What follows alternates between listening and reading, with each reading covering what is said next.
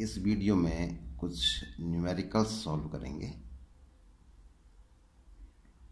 पहला न्यूमेरिकल है, पारे की 8 समान गोलीय बूंदें इस प्रकार आवेशित की जाती हैं कि उनमें से प्रत्येक पर 5 वोल्ट का विभव आ जाए।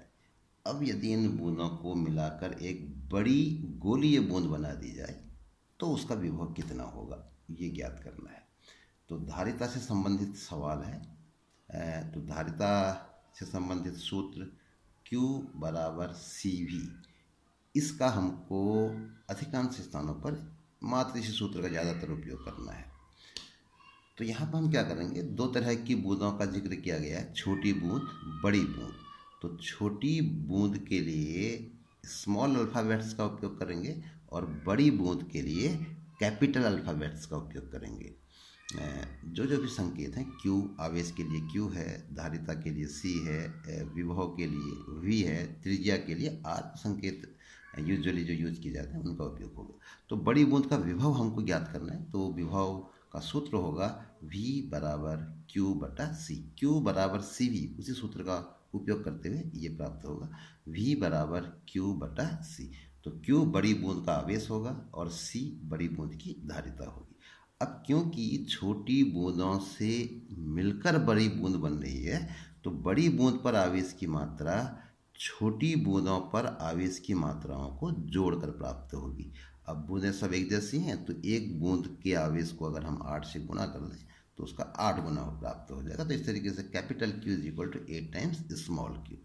अब ये स्मॉल q जो छोटी बूंद पर आवेश की मात्रा होगी वो Q बराबर CV से हम निकाल सकते हैं। Q बराबर CV, क्योंकि बूंद गोल आकार में है और गोलाकार चालक के लिए हमने सूत्र पढ़ रखा है 4πε0r।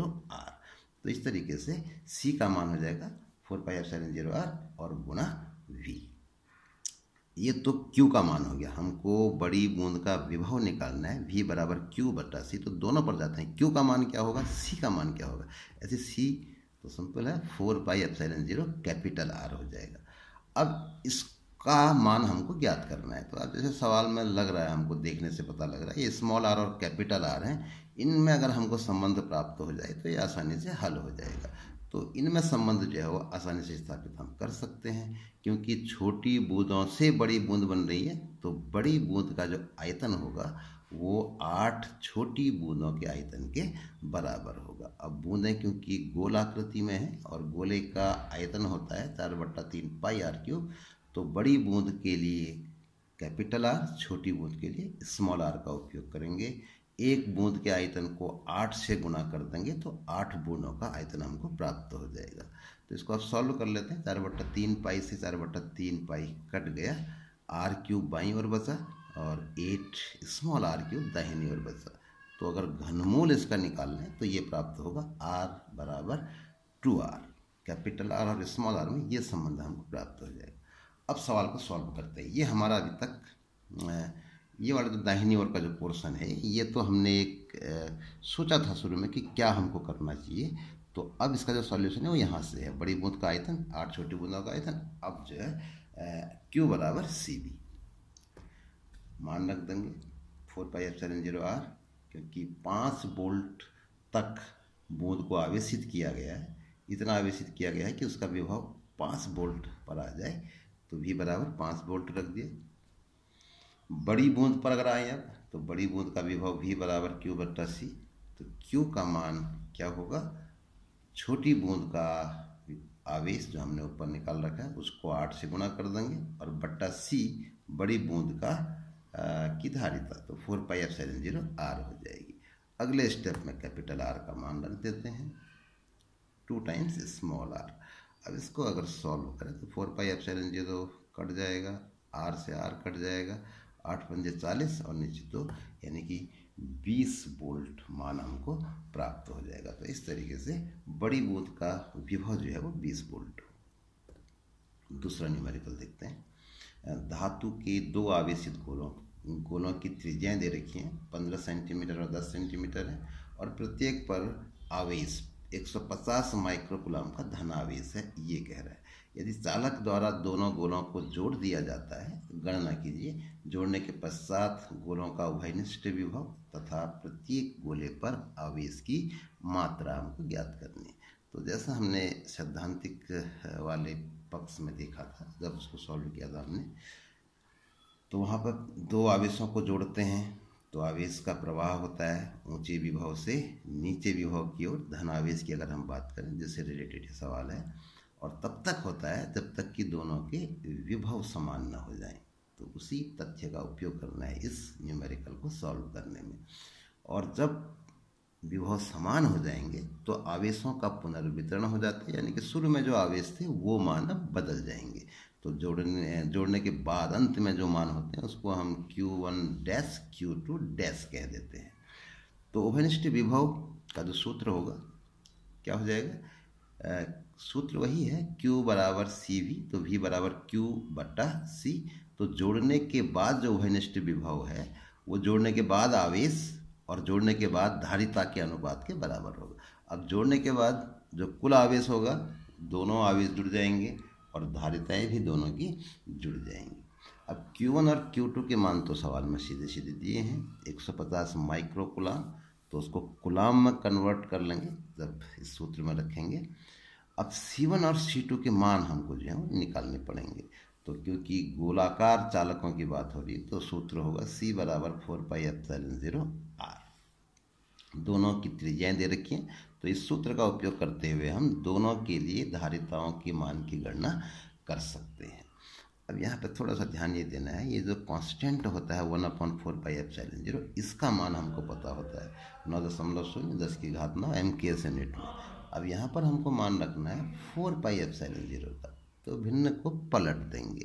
तो 4πε0 क्या हो जाएगा, वो 1/9.0 10 की घात 9 MKS यूनिट। तो ये यहाँ पर ध्यान रखना है। तो C दोनों गोलों की धारिताएं हमको प्राप्त हो जाएंगी, उभयनिष्ठ विभव हमको प्राप्त हो जाएगा। ये मान इसमें अगर रख देंगे तो अब जोड़ने के बाद आवेशों के मान क्या होंगे। तो मान लो पहले गोले का आवेश Q1 डैश हो जाता है तो उसका मान होगा C1V, क्योंकि विभव अब दोनों का समान है। तो C1 का मान हम कैलकुलेट कर चुके हैं, V का मान भी कैलकुलेट कर चुके हैं, इस सूत्र में रख देंगे तो पहले गोले पर आवेश की मात्रा हमको प्राप्त हो जाएगी। फिर बिल्कुल इसी तरीके से दूसरे गोले पर भी आवेश की मात्रा को हम प्राप्त कर सकते हैं। तो ये इसके स्टेप्स थे सवाल के, कैसे हमको करना है, ये सारे मान रख के आप लोगों को ये सॉल्व करना है। अगले न्यूमेरिकल पे आते हैं।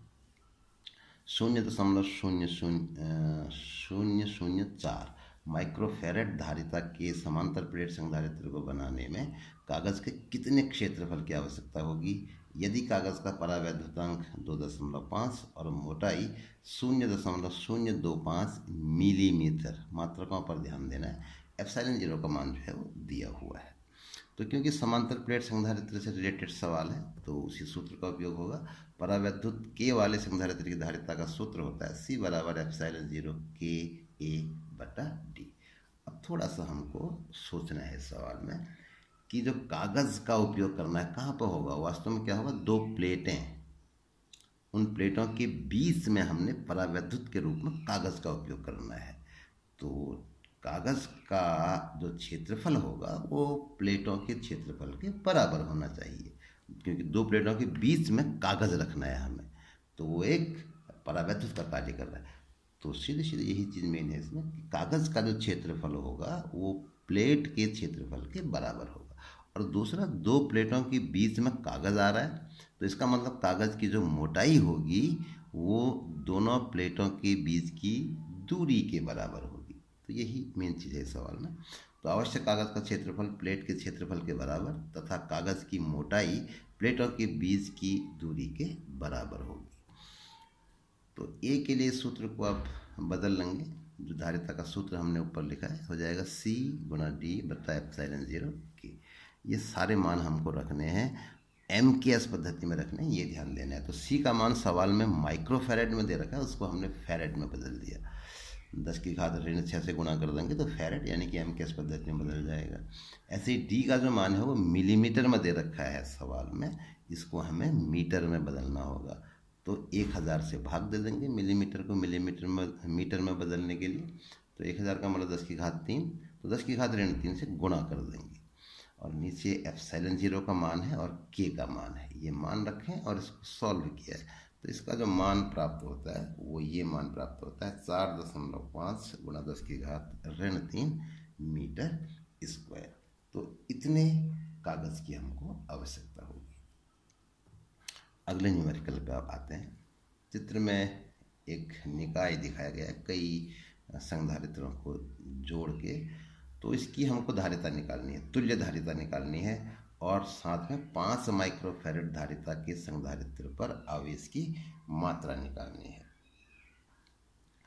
तो जो सबसे मुख्य सूत्र इसमें रहेगा वो यही है, Q बराबर C। इसी का उपयोग करना है। अगर किसी में से किन्हीं दो का मान दिया होगा, तीसरे का मान हमको ज्ञात करना होगा। और उसके अलावा हमें श्रेणी क्रम और समांतर क्रम के सूत्रों का भी दिमाग में होना चाहिए ध्यान। श्रेणी क्रम में अगर संधारित्र जुड़े हुए हैं तो सूत्र होता है 1/C। तुल्य धारिता C का मान इस सूत्र से निकलता है 1/C बराबर 1/C1 plus 1/C2 plus 1/C3। और अगर समांतर क्रम में संधारित्र जुड़े हों तो फिर तुल्य धारिता का मान जो है इस सूत्र से प्राप्त होता है C बराबर C1 plus C2 plus C3। 3 के लिए सूत्र लिखा गया है। अब इनकी संख्या कम ज़्यादा है तो इसी के अनुसार सूत्र जो है वो उपयोग में लाया जाएगा। तो पहला पोर्शन निकालते हैं निकाय की धारिता। तो जैसा हम यहाँ पर देख रहे हैं 1 माइक्रोफैरड और 5 माइक्रोफैरड स्टेप वाइज इसको करना होगा, जहाँ पर हम क्लियर विजन हमको मिल रहा है कि ये संधारित्र या तो श्रेणी क्रम में जुड़े हैं या फिर समांतर क्रम में, वहाँ से शुरू करना है। 1 माइक्रोफैरड 5 माइक्रोफैरड के दो संधारित्र जो हैं वो समांतर क्रम में जुड़े हैं। तो समांतर क्रम वाला सूत्र उपयोग में लाएंगे, यानी कि C बराबर C1 प्लस C2। अब 2 है तो 2 ही हो जाएगा C1 प्लस C2। तो एक को C1 मान लेंगे, दूसरे को C2 मान लेंगे। तो मान लेते हैं कि इन दोनों का जो संयोजन हम प्राप्त कर रहे हैं उसकी धारिता C डैश है। तो इस तरीके से यदि 1 माइक्रोफैरड और 5 माइक्रोफैरड के संधारित्रों की धारिता C डैश हो तो C डैश बराबर C1 प्लस C2, और दोनों के मान रख दिए 1 माइक्रोफैरड 5 माइक्रोफैरड, तो ये 6 माइक्रोफैरड हो गया। तो इस तरीके से हम ये कह सकते हैं, इसको रिप्लेस करके अगर हम एक यहाँ पर 6 माइक्रोफैरड लगा दें तो ये इसकी तुल्य धारिता होगी। अब अगले स्टेप में देखें तो ये जो दो संधारित्र हैं ये श्रेणी क्रम में हैं, तो अब इनकी तुल्य धारिता, उसको आप कोई दूसरा नोटेशन, पहले हमने C डैश कहा था, इसको C डबल डैश कह देंगे। तो वो जो है वो श्रेणी क्रम के नियम से निकलेगा। 1/C बराबर 1/C1 प्लस 1/C2। किसी एक को C1 मान लेंगे और दूसरे को C2। तो इस तरीके से यदि 3 माइक्रोफैरड और 6 माइक्रोफैरड के संधारित्रों की धारिता C डबल डैश हो तो 1/C डबल डैश बराबर 1/3 धन 1/6। इसको सॉल्व करेंगे तो 3/6 आ जाएगा, और C डैश का मान भिन्न को पलट के प्राप्त होगा, दोनों ओर पलट देंगे तो C डबल डैश बराबर 2 माइक्रोफैरड हमको प्राप्त हो जाएगा। इसका अर्थ हुआ कि इन दोनों को हटाकर अगर हम यहाँ पर एक संधारित्र लगा दें 2 माइक्रोफैरड का तो एक ही प्रभाव होगा। अब अंत में ये जो दो संधारित्र हैं ये समांतर क्रम में हैं, तो समांतर क्रम संयोग का उपयोग करते हुए हम तुल्य धारिता, क्योंकि अब ये अंतिम है, इसके बाद फिर और कोई कॉम्बिनेशन नहीं बचता है, तो फाइनली जो धारिता हम कहेंगे उसको C मानेंगे। तो इस तरीके से 2 माइक्रोफैरड 4 माइक्रोफैरड संधारित्रों की तुल्य धारिता C हो तो समांतर क्रम वाला सूत्र C बराबर 2 धन 4 यानी कि 6 माइक्रोफैरड।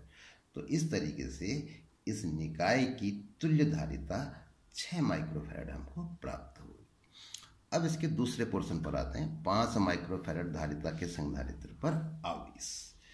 तो देखो कंसेप्ट दिमाग में हमारे होना चाहिए कि 5 माइक्रोफैरड संधारित्र पर आवेश निकालना है, तो C तो दे रखा है इसके लिए, तो अब हमको क्या चाहिए, V चाहिए।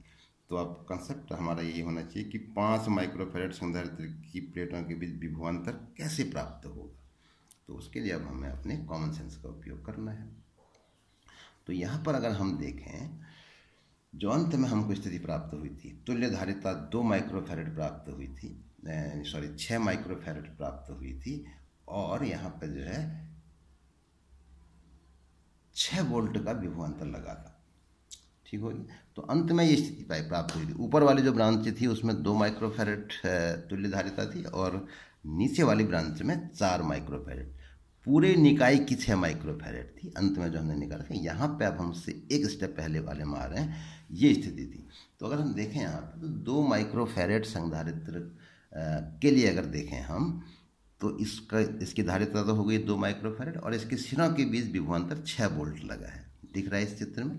तो इस तरीके से इस पर जो आवेश की मात्रा होगी Q, तो Q बराबर CV का उपयोग अगर करें तो Q बराबर C हो गया 2 माइक्रोफैरेड और V हो गया 6 वोल्ट, तो 12 माइक्रो कूलाम हो गया। अब यहाँ पर हम थोड़ा सा इसमें कॉमन सेंस से इस सवाल को हल कर रहे हैं। MKS का यूज़ नहीं किया हमने, क्योंकि माइक्रोफैरेड को फैरेड में बदलेंगे और फिर कुलाम को माइक्रो कुलाम में बदलेंगे तो वही 10 की घात ऋण 6 वाला फैक्टर आता है। तो थोड़ा शॉर्ट में कर दिया इसको, तो माइक्रोफैरेड के करेस्पॉन्डिंग माइक्रो कुलाम प्राप्त होगा इस तरीके से, ठीक होगी। और वास्तव में ये जो चित्र था वो ऐसे था, इससे हमको प्राप्त हुआ था।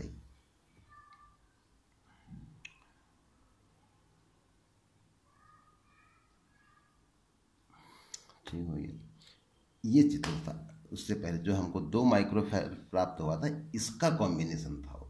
तो वास्तव में वो जो ये जो 12 माइक्रोकुलाम का आवेश प्राप्त हो रहा है वो किसको मिलेगा?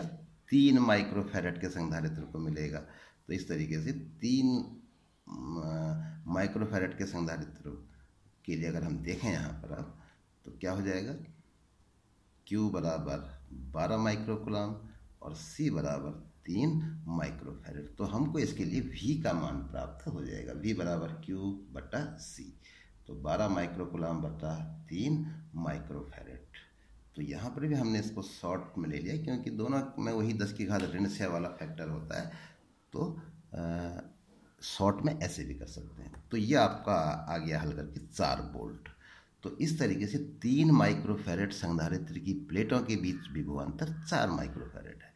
तो अब क्योंकि इस समुच्चय पर ऊपर वाली ब्रांच में अगर देखें 6 वोल्ट लगा है, तो इसका मतलब जो दूसरा कॉम्बिनेशन है, अब 1 माइक्रोफैरेड और 5 माइक्रोफैरेड का, इस संयोजन के सिरों के बीच विभवांतर कितना हो जाएगा?